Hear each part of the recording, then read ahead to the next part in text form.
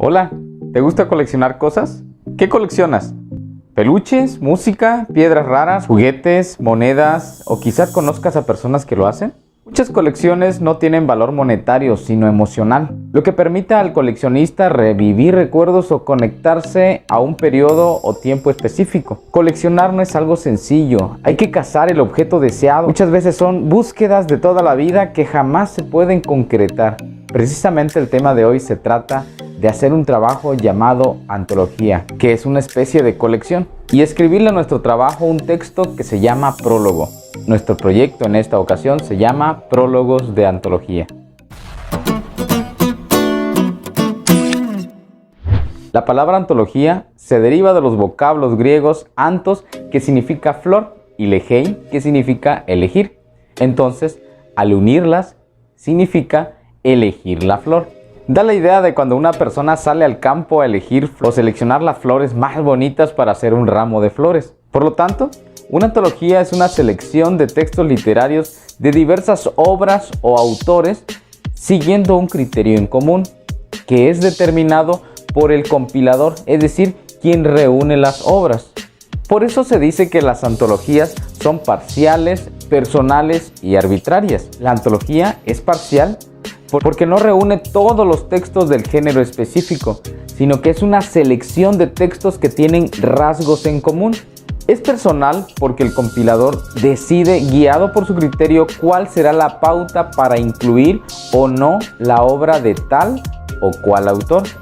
Y es arbitraria porque la inclusión de un escrito se debe al deseo y gusto del compilador. Nadie le puede decir qué textos debe escoger. Es al gusto personal. Por ejemplo, si decidieras hacer una antología de cuentos hay miles y miles en la historia de la humanidad. Lo primero que tienes que pensar y decidir es cuántos cuentos debes incluir en tu antología. Otra pregunta que debes de hacerte es, ¿qué tipo de cuentos vas a elegir? ¿Algún subgénero en específico? ¿Algún autor en particular? ¿De qué época o qué movimiento literario vas a elegir? ¿Los cuentos deben tratar algún tema en particular? ¿Qué características deben tener esos cuentos para que sean parte de tu antología? Entre otras preguntas. Una vez que hayas definido el eje principal de la antología, ya puedes empezar a recopilar suficientes textos que cumplan con los criterios establecidos que tú estableciste, para después hacer una selección de los más destacados, los más notables o los más interesantes de acuerdo con tu gusto. Finalmente, se organizan los textos y se decide en qué orden van a aparecer dentro de tu antología. La función de las antologías es servir como muestra y ayudar a la conservación de las letras. Te habrás dado cuenta que muchos libros presentan diferentes tipos de textos introductorios que ofrecen al lector información sobre la obra y el autor. A estos se le llaman textos introductorios. Los textos introductorios, como prólogos, introducciones, presentaciones, las advertencias, entre otros, son parte esencial de un libro. Estos textos presentan la obra, proporcionan información que el autor considera importante para su lectura o simplemente dan la bienvenida al lector. Veamos algunos de ellos. La introducción y el prólogo son muy parecidos. Presentan la obra y nos brindan información muy importante acerca del autor, los textos o el tema principal para su mejor comprensión. En ocasiones los prólogos los escribe alguien que no es el autor del libro, quien menciona los puntos que le parecen más destacados a partir de sus impresiones. La presentación es una invitación a la lectura y busca preparar a los lectores. Las dedicatorias son aquellas palabras que el autor destina a alguien en especial. Las advertencias son una llamada de atención al lector para que tome en cuenta ciertos aspectos antes de comenzar la lectura.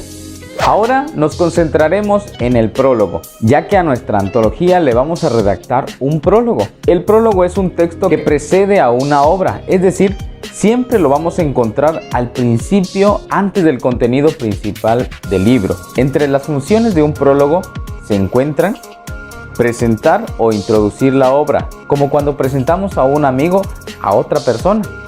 Otra de las funciones de un prólogo es orientar al lector sobre el contenido, señalar el propósito o justificación del libro, dar información sobre las fuentes o los textos en los que se basó el autor, advertir sobre las modificaciones que ha sufrido la obra a través del tiempo, agradecer a quienes han colaborado en la obra, defender el mérito del texto o ganarse la simpatía del lector, es decir, que tú te enamores del contenido antes de haberlo leído.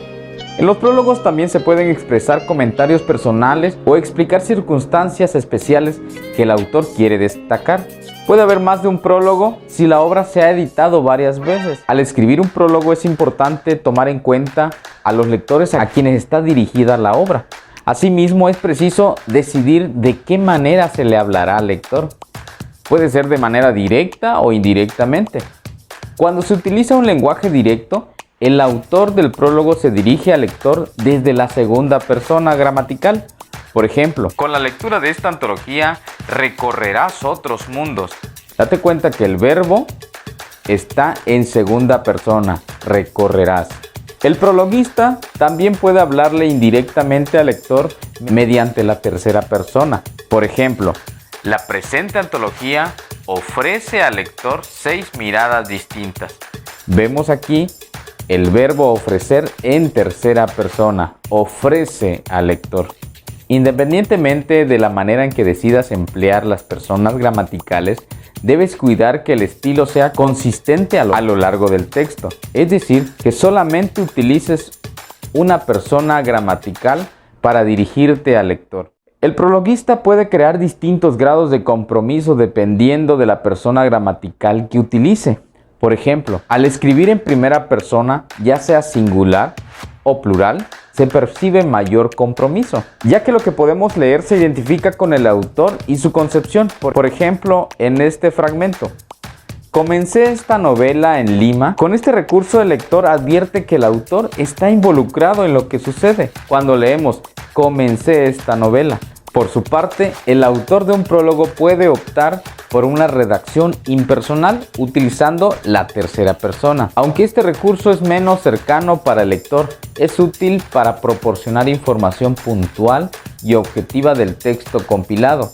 Un ejemplo del uso de la tercera persona es el siguiente. Muy bien, hasta aquí hemos llegado. Yo te invito a que comiences a realizar tu antología, una antología de textos literarios. Tú puedes decidir qué tipo de textos, puede ser poemas, puede ser cuentos, novelas o lo que tú prefieras. Y te invito además que redactes un prólogo para esa antología. Hazlo siguiendo las indicaciones que en este video hemos abordado. Es todo por el momento, nos estamos viendo en la siguiente clase.